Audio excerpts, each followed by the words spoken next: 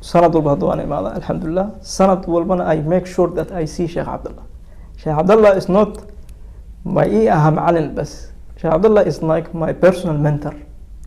I still ask him, believe it or not, Muhammad, I still ask him, shall I take this or I take this approach? I asked him yesterday.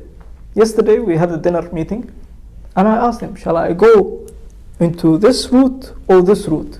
Very extreme very complex topic and a project that we are working on, and I asked for his opinion because he is someone who knows his stuff. He's expert in the field of the IT and he has so many other skills and mindset, and he's a well-established businessman. So personally as Ahmed, right now where I am hadda meeshaan joogo hadda waxaan u fikiraa qaab inaan gaaro executive level of management, executive level. I want to reach to the C level, CEO and COO or whatever.